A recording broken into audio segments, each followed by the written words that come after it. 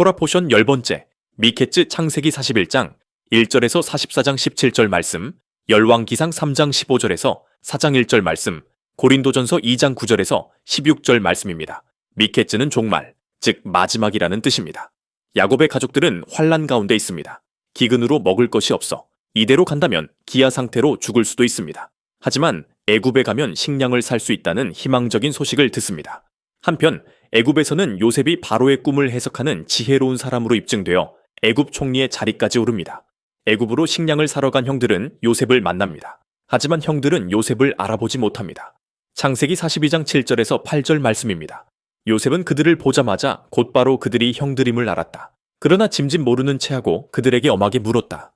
당신들은 어디에서 왔소? 그들이 대답하였다. 먹거리를 사려고 가나안 땅에서 왔습니다. 요셉은 형들을 알아보았으나 형들은 요셉을 알아보지 못하였다. 형들이 요셉 앞에 나왔을 때 그는 어렸을 때 꾼 꿈이 기억났을 것입니다. 그리고 형들이 자신에게 행한 못된 짓도 떠올랐을 것입니다. 그리고 그동안 그리워하던 어린 동생과 아버지 야곱도 생각났을 것입니다. 요셉은 형들에게 첩자라는 누명을 씌우고 호구 조사를 합니다. 그는 아버지 야곱이 아직 살아계시고 동생도 잘 있다는 것을 알아냅니다. 요셉은 형들을 감옥에 3일 동안 감금시킵니다.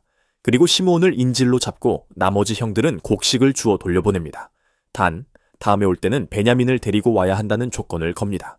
집으로 돌아가던 도중 형들은 곡식 자루 안에 그들이 가져온 돈 자루가 그대로 있는 것을 발견합니다. 형들은 너무 놀라 어쩔 줄을 모릅니다. 시간이 지나 애굽에서 가져온 곡식도 다 떨어지고 이제 야곱은 중대한 결정을 해야 합니다. 자식들이 다시 애굽으로 갈 때 베냐민을 같이 보낼 것인지 보내지 않을 것인지를 결정해야 합니다. 베냐민이 같이 가지 않으면 시므온을 뺀 아홉 아들들이 간다. 한들 애굽에서 곡식을 사가지고 올 수가 없습니다. 이때 유다가 온 식구를 구하기 위해 중대한 결단을 내립니다. 창세기 43장 9절 말씀입니다. 제가 그 아이의 안전을 책임지겠습니다. 아버지께서는 그 아이에 대해서는 저에게 책임을 물어주십시오. 제가 그 아이를 아버지께로 다시 데리고 와서 아버지 앞에 세우지 못한다면 그 죄를 제가 평생 달게 받겠습니다.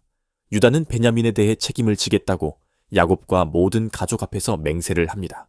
유다는 그의 의로운 행위로 인해 하나님 앞에 축복을 받아 메시아의 계보를 잇는 가문이 됩니다. 그리고 메시아 예수와께서 다윗의 후손으로 오시게 됩니다. 유다는 메시아가 오시는 계보, 즉 아브라함과 이삭과 야곱의 가족들을 기근에서 지키기 위해 자기 목숨을 걸고 맹세를 합니다.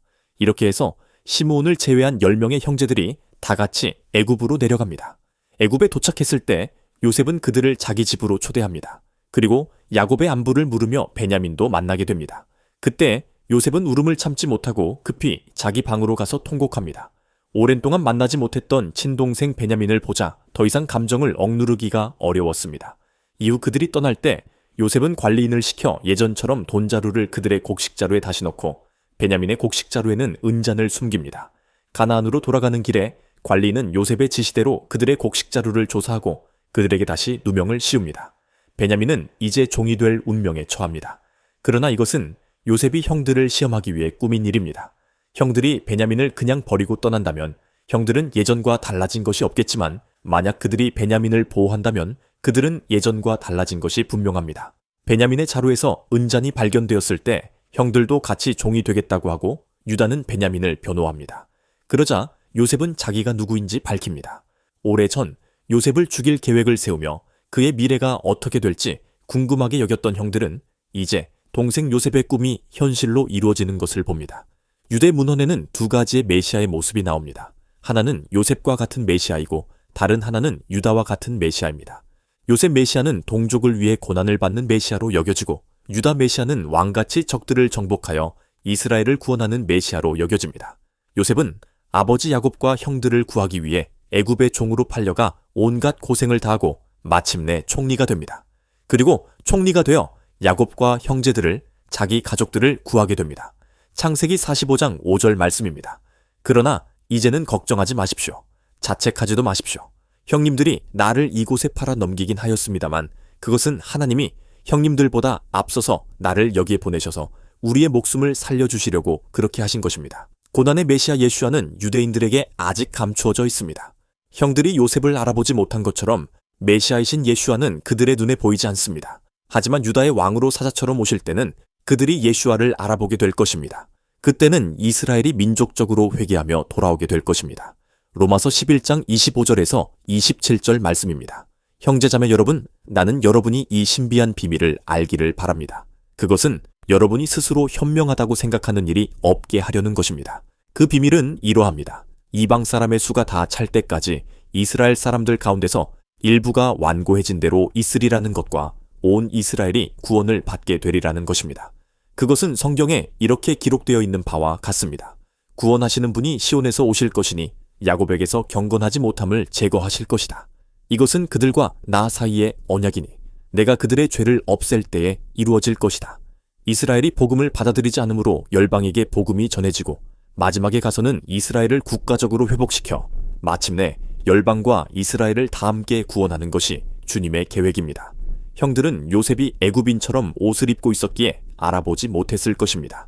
지금의 예슈아도 대체 신학으로 그분의 정체성이 가리워져 있기에 유대인들은 예슈아께서 메시아이심을 깨닫지 못하고 있습니다.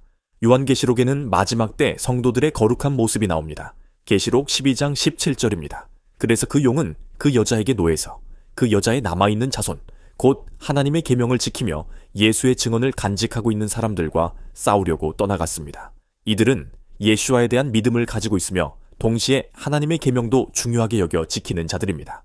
초대교회 성도들 또한 예슈아에 대한 믿음과 하나님의 계명을 지키는 신앙이 있었습니다. 마지막 때의 믿음은 예슈아에 대한 믿음과 하나님의 계명에 대한 충성을 지키는 것입니다.